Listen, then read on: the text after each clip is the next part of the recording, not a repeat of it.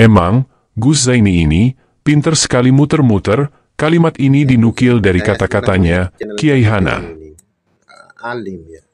Kok bisa ya, sealim beliau ya. Bisa muter-muter itu. Aduh. Sebetulnya simpel Gus ini. Sampean itu Gus ini muter-muter kayaknya menghindar dari menunjukkan ada kitab yang lebih tua dari Syajaratul Mubarakah. Kan hanya menghindar. Jadi muter-muter ke sana kemari. Gini Mas Gus ini. Ya pandai berlogika gini Gus ini. Kiai Imad itu minta kitabnya mana kitab yang lebih tua dari Syajaratul Mubarakah gitu ya. Syajaratul Mubarakah sendiri kan di bawahnya, jauh di bawah masa daripada Sayyid Ahmad Al-Muhajir kan. Artinya bukan kitab sezaman juga Syajaratul Mubarakah itu. Syajaratul Mubarakah mengatakan anak daripada Sayyid Ahmad itu hanya 3 itu. Nah sekarang Kiai Imad itu minta ada nggak kitab yang lebih tua dari kitab Syajaratul Mubarakah. Itu aja, nggak usah minta itu dituruti aja Gus ini. Ada nggak? Kalau nggak ada minta ke sama saya Gus ini ya. Iya, minta ke sama saya. Jadi tidak usah muter-muteran Gus ini. Jadi saya kira selesai nanti minta ke sama saya gitu. Gimana? Itu ya. Yang lebih tua ada nggak? Nah, itu. Ada. Kalau nggak ada sampean nggak punya Gus ini, tidak usah jawab muter-muter. Cukup ke saya minta mana Kiai Hanan ada nggak? Itu. Dalam sebuah video, Kiai Hanan menanggapi statement Gus Zaini. Woi, framingnya top.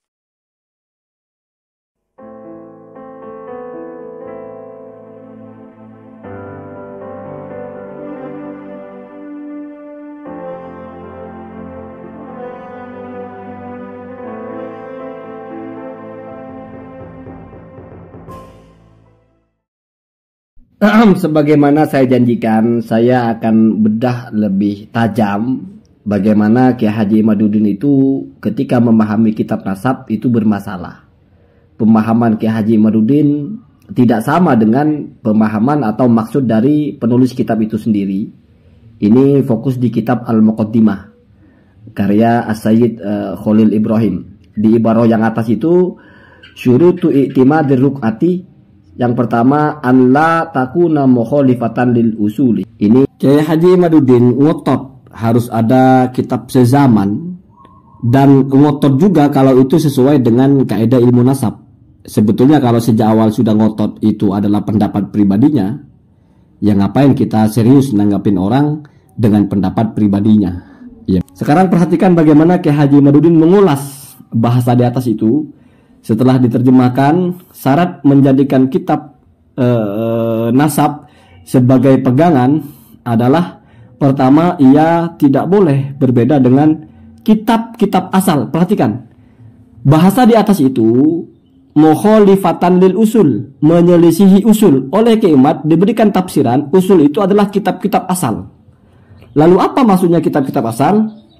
Kiai Imad lebih jauh menulis, perhatikan, menurut Sayyid Khalil Ibrahim, kitab nasab yang bisa dijadikan pegangan adalah kitab nasab yang tidak bertentangan dengan kitab-kitab asal.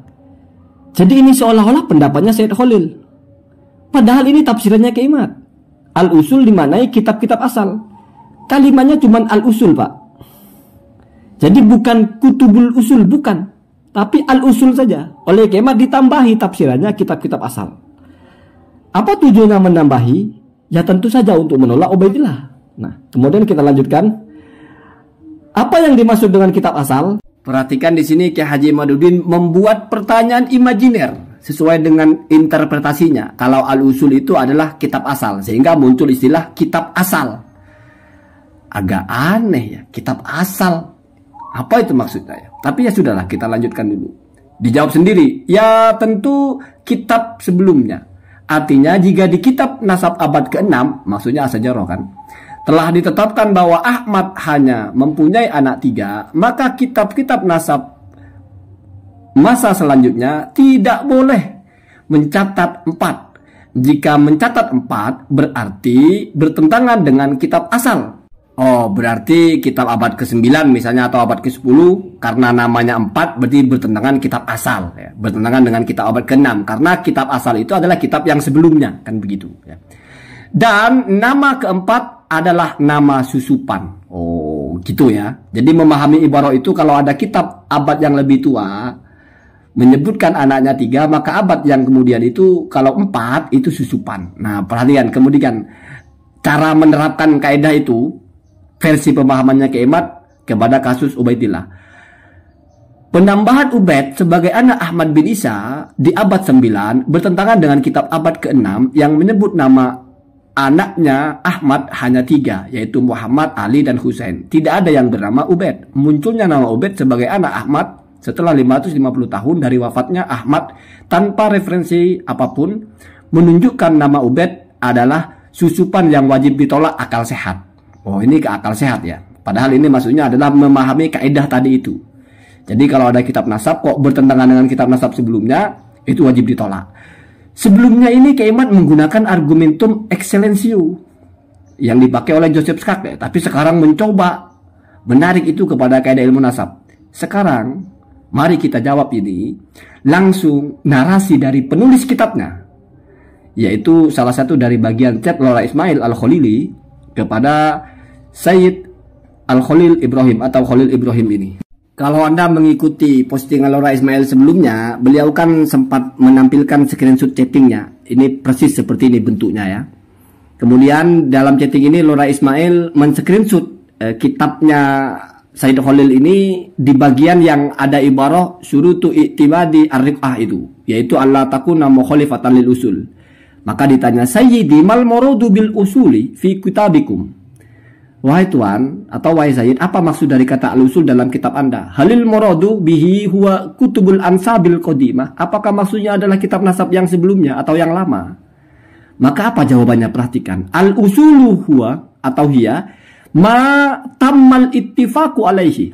Yang disebut dengan usul adalah sesuatu yang sudah selesai kesepakatan atau sudah disepakati alaihi atasnya, wa tasalamah, dan sudah semua menerima, saling menerima alaihi atas hal itu, ahlun nasabi, para ahli nasab.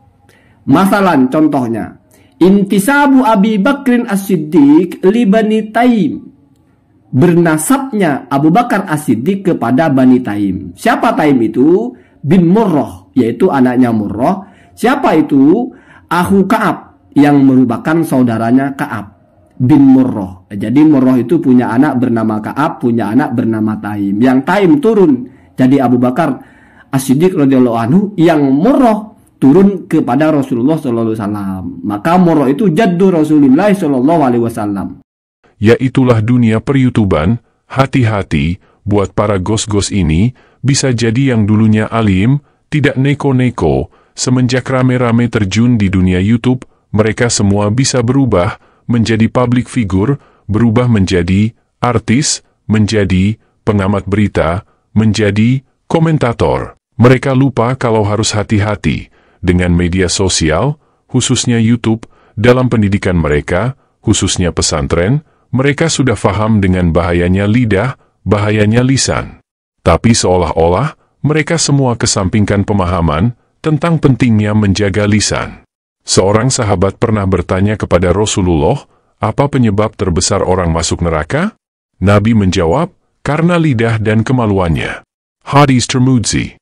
Mudah-mudahan kita semua dapat mengendalikan diri.